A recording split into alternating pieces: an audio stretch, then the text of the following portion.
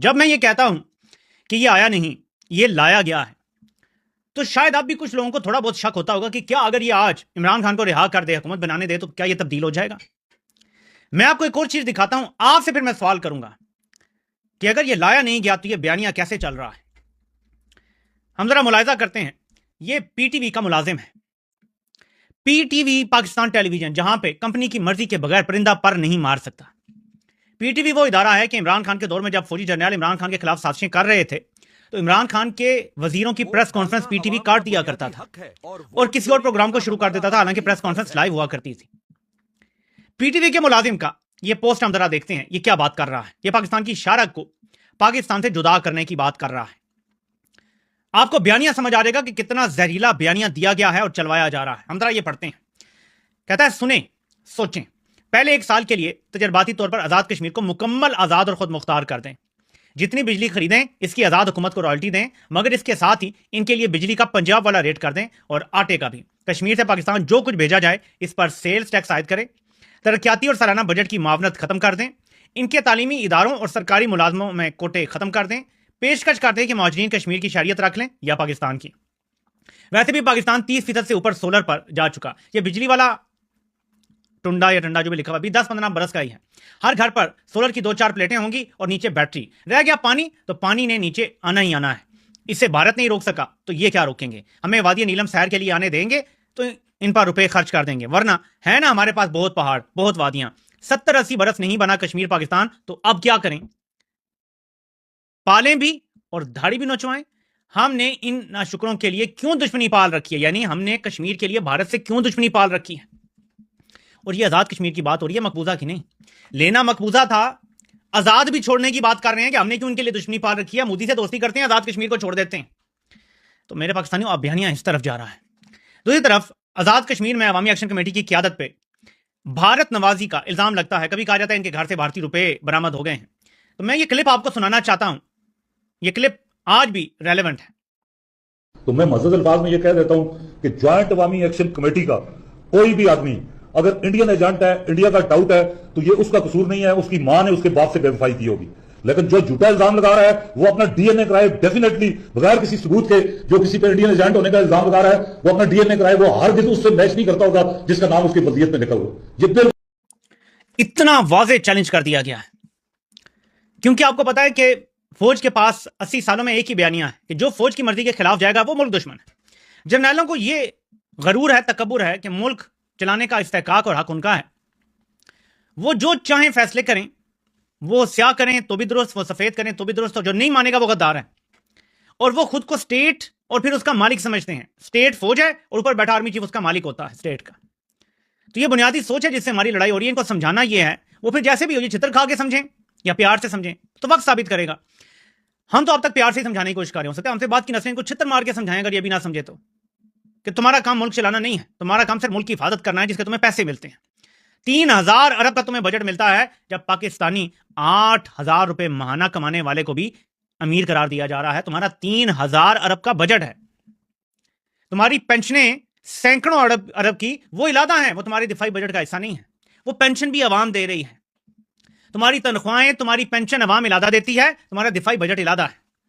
उसके अलावा तुम्हारी अरबों डॉलर की एम्पायर खड़ी हुई है, फौजी ग्रुप और फलां ग्रुप और अस्करी फलां और ये सारा, ये इलादा है। ये अरब डॉलर की इनकी बिजनेस एम्पायर भी खड़ी है।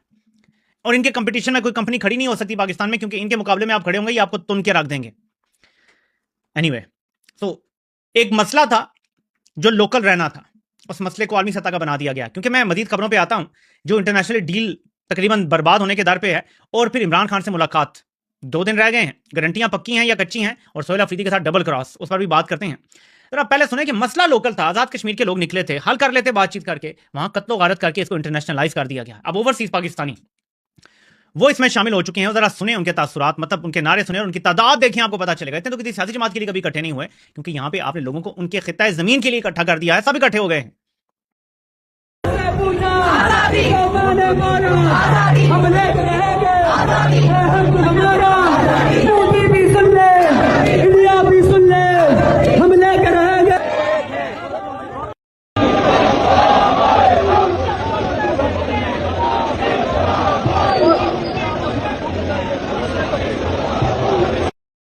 बहुत सारे क्लिप हैं, इतनी बड़ी तादाद में लोगों को इकट्ठा कर दिया गया है कि वो सबको बता रहे हैं कि आज़ादी तो हम लेके रहेंगे, मोदी भी सुन ले और बाकी भी सारे सुन लें। देखें, नौबत यहां तक नहीं आनी थी अगर हर चीज़ का ताकत से हल ना तलाश किया जाता, लेकिन क्योंकि ताकत जब होती है और अनचेकड पावर होती है तो वो करप्ट कर देती है। अब इनको ये यकीन हो चला है कि हम 5,000 बंदा भी मार देंगे तो आर्मी सतह पे तो कोई दबाव नहीं आना हमारे ऊपर। अभी सीसीटी ने फैमिली को मार दिया, वो बच्ची का इशू कितना ऑस्ट्रेलिया वाले उठा रहे हैं, इनके कान पे जूं भी नहीं रेंगी, कोई इशू नहीं है क्योंकि कोई यूरोपीय यूनियन की तरफ से मजम्मत तक नहीं आई अभी तक। वरना इमरान खान का दौर होता, यूरोपीय यूनियन ने कहना था आपको तो जीएसपी प्लस हम नहीं दे रहे, आपने तो ये बच्चे मार दिए। इनको क्योंकि आलमी सपोर्ट मिली हुई है, ये डबल एज सॉर्ड है। तहरीक इंसाफ के लोग अंदर खाने कुछ साफियों को बता रहे होते हैं, जिन्होंने ज़ाहिर के अपने प्रोग्रामों में ये शेयर भी किया है कि देखें जी, बंदे हम बाहर निकालें, आलमी ताकतें इनके साथ हैं, ये तो 5,000 बंदा भी मार देंगे, फिर हम क्या करेंगे। अब ये इतना खतरनाक बयानिया है ना जो पीटीआई ने चलाना शुरू कर दिया, जो बाहर लोग हैं, कि अब जरा थोड़ी देर के लिए इमेजिन करें, अगर ये बयानिया तस्लीम कर लिया जाए कि फौज को अब डर नहीं है और तुम जब भी बाहर निकलोगे तुम्हारे बंदे मार दिए जाएंगे, तो खुदा ना खासा उन्होंने इमरान खान की जान ले ली, तो ये तुम्हारा डर खौफ तो उनकी मदद कर रहा है कि इमरान खान को मार दो, बंदे तो निकलेंगे नहीं बाहर क्योंकि तुमने 4-5,000 बंदा मार देना है, इस खौफ से कोई भी नहीं निकलेगा बाहर, तो मार दो। ये तो बड़ा खतरनाक बयानिया है। देखें, जंग में कई बार आपको एक चीज नजर आ रही होती है कि सामने दुश्मन की फौज बड़ी है, आप लेकिन अपनी फौज को ये नहीं कहते कि दुश्मन की फौज बड़ी है, आप कहते हैं कि अल्लाह हमारी मदद करेगा, हमें पड़ जाना है।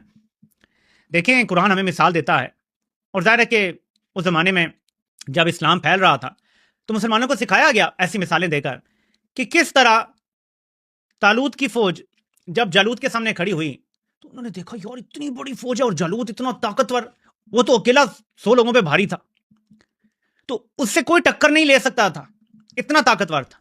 लेकिन वहां अल्लाह ताला हमें बताते हैं कुरान में कि कुछ ईमान वालों ने कहा कि ऐसा कई बार हुआ है कि एक छोटे लश्कर ने बड़े लश्कर को वो ज़ेर कर लिया है, उस पर फतह हासिल की है, तो खड़े रहो। बहुत सारे तो भागे, लेकिन जो खड़े रहे वो डट के खड़े रहे। और दाऊद अलैहिस्सलाम जो भी खुद टीनेजर थे आई थिंक उस टाइम, उन्होंने आगे जाके अपनी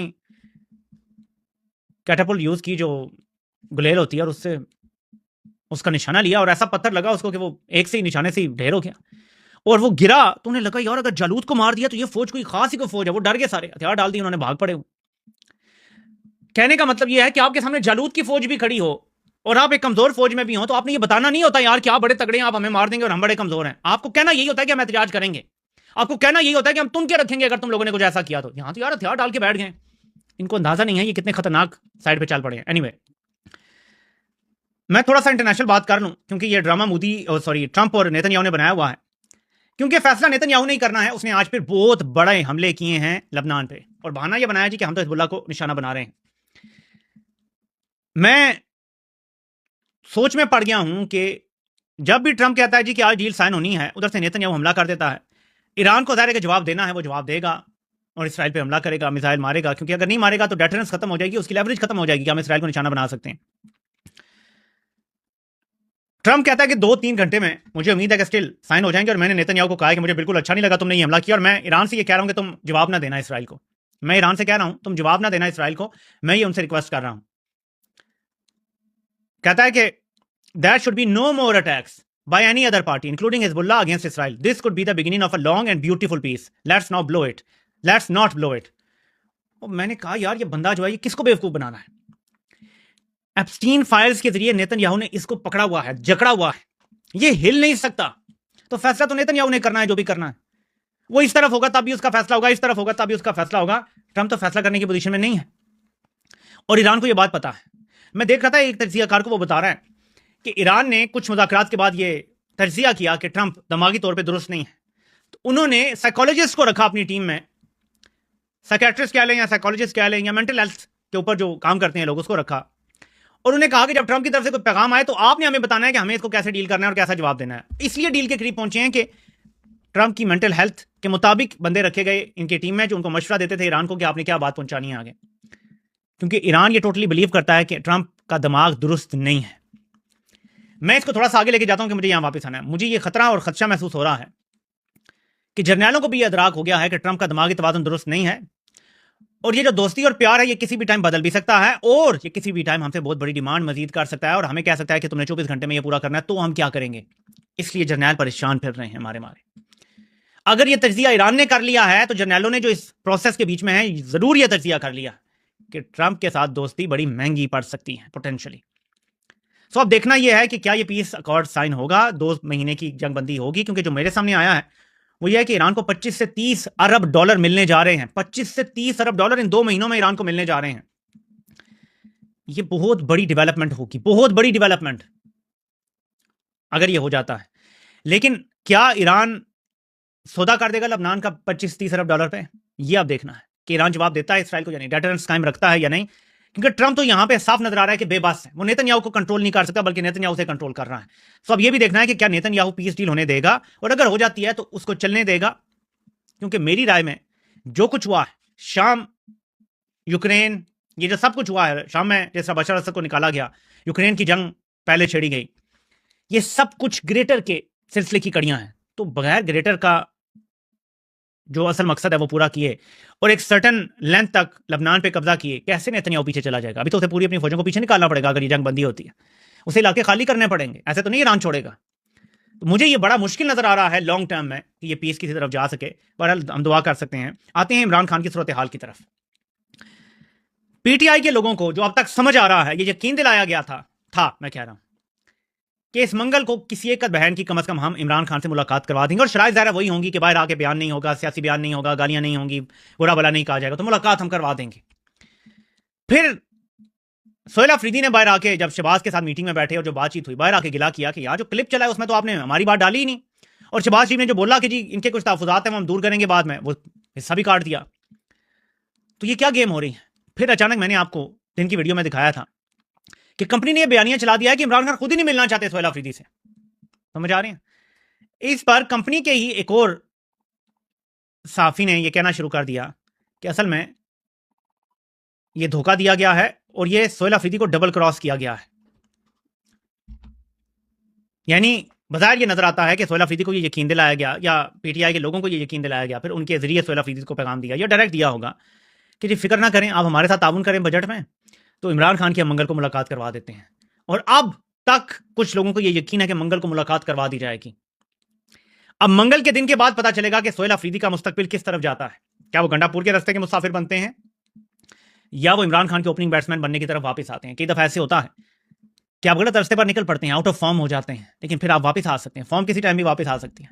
सोहेल अफरीदी जब तक ओहदे पर हैं, वापसी के रास्ते खुले हैं, उसी लाइन पर वापस आने का रास्ता खुला रहता है जब तक आपको ओहदे से हटाने का इमरान खान नहीं कह देते। क्योंकि इमरान खान ने यहां पे गुड़ी गुड़ी सियासत के लिए ये सारा जद्दोजहद और ये सारा कुर्बानी का जो सिलसिला ये शुरू नहीं किया। इमरान खान के लिए ओहदों की कोई अहमियत नहीं है, किसी सूबाई सीट की कोई अहमियत नहीं है, किसी सेनेट की सीट की कोई अहमियत नहीं है, किसी कौमी असम्बली की सीट की अहमियत नहीं है, अगर वो मुल्क में एक पायदार तब्दीली नहीं ला सकते और इसको फलाई रियासत नहीं बना सकते। तो अब ये देखना है कि क्या मंगल को मुलाकात होगी या नहीं होगी, या सोहेल अफरीदी को ऐसा चूना लगा है जिसकी कोई मिसाल नहीं मिलती। मैं जिक्र नहीं करना चाहता था, लेकिन खैबर पख्तूनख्वा के जो मुशीर खजाना है मुजम्मिल असलम, उनकी और शहबाज गिल और शहजाद अकबर की कुछ नोक झोंक हो रही है, खासतौर पर शहबाज गिल और मुजम्मिल असलम की। दोनों तरफ से एक दूसरे के ऊपर इल्जामात लगाए जा रहे हैं। जाहिर है कि दोनों ठीक नहीं होंगे, कोई एक ही ठीक होगा। अमूमी तौर पे ऐसा ही होता है, बहुत कम ऐसा होता है कि दोनों ही ठीक हों। मैं सिर्फ इतना कहूंगा कि बहुत बड़े बड़े मसाइल हैं। इमरान खान की जिंदगी और सेहत का मसला है। इस टाइम अगर पीटीआई की अंदरूनी लड़ाइयों पे आवाम की तवज्जो चली जाएगी, मैंने इसलिए बात भी नहीं की, 2 दिन से ये सिलसिला चल रहा है। मैं सिर्फ ये कहना चाहता हूं कि अगर इस टाइम अंदरूनी लड़ाइयों पे बातचीत शुरू हो गई, और फौज शायद चाहती भी है कि डाइवर्ट कर दिया जाए, कश्मीर के मसले से भी तवज्जो हटा दी जाए, इमरान खान की सेहत से भी तवज्जो हटा दी जाए, और बस पीटीआई की अंदरूनी लड़ाइयां डिस्कस हों मीडिया पे, सोशल मीडिया पे, और इस तरह से हमें ब्रीदिंग स्पेस मिल जाए, तो ये जर्नलों को ब्रीदिंग स्पेस नहीं देनी। खुदारा इस चीज को समझें सब लोग, जो भी वफादार है इस नजरिए के साथ कि इस मुल्क को हमने तरक्की याफ्ता मुल्क बनाना है और फौज को बैरकों में भेजना है, वो हर वो बंदा तवज्जो अपनी एक तरफ मरकूज रखे, अपने मकसद के ऊपर मरकूज रखे। मैं तो ये कहूंगा कि जाती लड़ाइयां बहुत छोटी हो जाती हैं। मुझ पे इस काम के दौरान बहुत लोगों ने डायरेक्ट हमले करने की कोशिश की। मैंने चैट फोट ऐप बनाई और मकसद ये था कि लोगों को सिक्योर रह के अगर कोई मूवमेंट खड़ी करना चाहते हैं तो उसके लिए एक दूसरे को साथ राब्ते कर सकें, ग्रुप बना सकें, उसमें पैगाम रसानी हो सके, ताकि ये चीज़ें लीक ना हो। उसमें स्पेशल सिक्योरिटी फीचर्स डाला गया कि जैसे व्हाट्सएप है, अगर आप डिलीट भी कर देते हैं चैट अपनी, तो एजेंसियां उसको निकाल सकती हैं। मैंने ऐप बनाई जिसमें ये नहीं हो सकता, ये मुमकिन नहीं है कि आपकी चैट निकल आए अगर आपने डिलीट कर दी है। आप पूरी की पूरी आप डिलीट कर सकते हैं। लेकिन ये जब मैंने बनाई तो मुझ पर कुछ ग्रुप्स को छोड़ा गया पीटीआई के अंदर से, और वो मुझसे सवाल करना शुरू हो गए, जी आपने ये ऐप क्यों बनाई है, आप कौन सा न्याय इनकलाब लाने लगे हैं, अच्छा आप कौन से ग्रुप के, ऐसी बातें शुरू हो गई। मैंने किसी को जवाब देना जरूरी नहीं समझा, सिवाय इसके कि ऐप पे थोड़ी सी बस क्लैरिफिकेशन दी बस। अगर मैं जाती लड़ाइयों में पड़ जाता कि तुम मेरे कैरेक्टर पे सवाल कर रहे हो, अभी भी कुछ नामालूम अकाउंट से कई दफा ऐसे पोस्ट हो जाते हैं कि जी ये फलां यूट्यूबर ऐसे हैं वैसे हैं। जाती लड़ाई में नहीं पड़ना, जंग बहुत बड़ी है, मेरी जात से बहुत बड़ी लड़ाई है जो हम लड़ रहे हैं। हम सब की इंडिविजुअलिटी से बहुत बड़ी लड़ाई है। हमारी ईगो इतनी बड़ी नहीं होनी चाहिए क्या हम इस लड़ाई को भूल जाएं कि हम किस मकसद के लिए लड़ रहे हैं? मकसद पे फोकस होना चाहिए, लेजर लाइक फोकस हो। इसलिए मैं कभी मकसद से पीछे नहीं हटता। 2019 से मैं मुसलसल लगा हुआ हूं कि जब तक लोग इकट्ठे नहीं होंगे और इकट्ठे होकर बाहर नहीं आएंगे। लोग कहते थे इमरान खान की हुकूमत है भाई, किधर बाहर निकले, क्या करें? तो मैंने आपको तब बताना शुरू कर दिया था, फौज नहीं काम करने दे रही था। खुल के बात करना मुश्किल था क्योंकि पीटीआई की हुकूमत में एक माहौल इन्होंने बनाया हुआ था जी, सेम पेज है। तो जब हम बात करते थे गालियां देते थे पीटीआई के सपोर्टर, उनके तो वैसे ही हमें गालियां देते हैं और पीपल्स पार्टी के जो थोड़े बहुत थे, अब तो वो भी खत्म हो गए।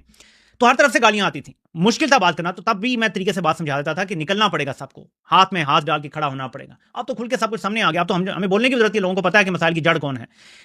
पाकिस्तान को एक ऐसी बीमारी लगी हुई है, एक ऐसी ऑटो इम्यून डिजीज है कि हमारा दिफाई निजाम ही हम पे हमलावर हो गया है। यही है फौज। इस टाइम फौज पाकिस्तान के लिए ऑटो इम्यून डिजीज बन गई है, लेकिन ये इनक्योरेबल नहीं है। Auto immune disease normally incurable है, मेडिकल साइंस इसका इलाज आज तक दरियाफ्त नहीं कर सकी। कुछ सर्टेन ट्रीटमेंट्स हैं कि आपकी इन्फ्लेमेशन को कम रखा जाएगा, कोर्टिसोल को कंट्रोल रखा जाएगा, लेकिन ये क्योर नहीं है। लेकिन ये जो ऑटो इम्यून डिजीज है ना, इसका क्योर है, और उसके लिए हम सबको मिलजुल के दूसरे के साथ खड़े होना है, स्टैंड लेना है और आजाद कश्मीर के लोगों से सीखना है। उन्होंने सिर्फ आजाद कश्मीर में नहीं कैंपेन चलाई, मैंने आपको इसलिए शुरू में वीडियोस दिखाई।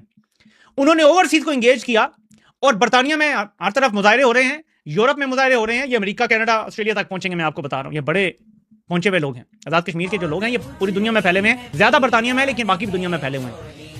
ऐसे तरीके से पाकिस्तानियों ने भी मुनज़्ज़म होकर कैंपेन चलानी है, डरना नहीं। देखें, कुरान में अल्लाह पाक उन लोगों को जो जद्दोजहद के वक्त घरों में रह जाते थे इस डर से कि उनकी जान चली जाएगी, अल्लाह पाक उन्हें मुखातिब करके कहते हैं कि क्या तुम्हें लगता है कि तुम घरों में होगे तो मौत नहीं आ जाएगी तुम्हें? तो यकीन करेंगे जिनको 26 नवंबर को गोलियां लगी हैं ना, अगर हम उस खौफ से घरों में बैठ जाएंगे तो यकीन करें मौत ने घर में भी आ जाना है। मौत नहीं टलती, जब आई हो तो। इज्जत और जिल्लत देने वाली अल्लाह की जात है। जिंदगी और मौत का फैसला अल्लाह पाक ने करना है। आपका रिस्क अल्लाह पाक के हाथ में, ये नहीं छीन सकते आपसे। इन्होंने लोगों के बैंक अकाउंट्स बंद किए हुए हैं, लोगों के कारोबार तोड़ दिए हैं। क्या लोग भूखे मार के हैं? रिस्क अल्लाह दे रहा है, हमें एज अ नेशन इकट्ठा होना पड़ेगा। आप इंशाल्लाह कल पाकिस्तान टाइम दिन को 3 बजे फिर मुलाकात होती है। अल्लाह पाक सब कामयाब नासिर हो। आप सबके सुनने का बहुत बहुत शुक्रिया।